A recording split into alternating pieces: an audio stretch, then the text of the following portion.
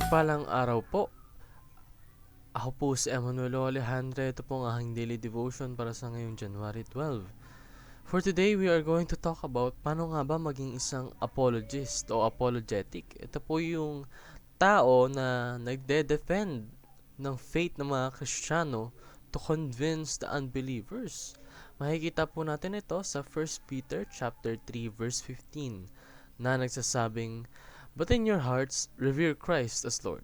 Always be prepared to give an answer to everyone who asks you to give the reason for the hope that you have. But do this with gentleness and respect." Sa Tagalog, igalang ninyo si Kristo mula sa inyong puso bilang Panginoon. Lagi kayong maging handang sumagot sa sino mang humihingi ng paliwanag sa inyo tungkol sa pag-asang nasa inyo. Ngunit gawin ninyo ito ng mahinahon at may paggalang.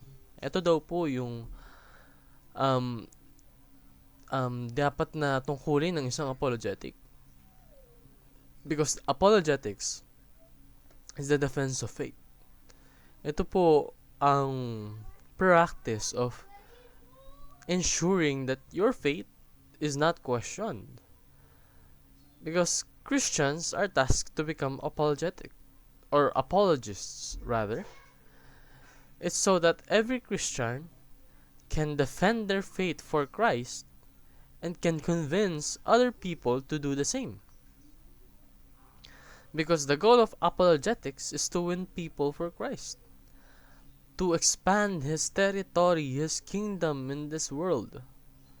Those are the goals of apologetics. So always be ready to give reason for your hope in Christ. Kapag may nagtanong sa'yo, na stranger or someone na kakilala mo, sabihin mo, i-share mo kung bakit ka naniniwala sa Panginoon.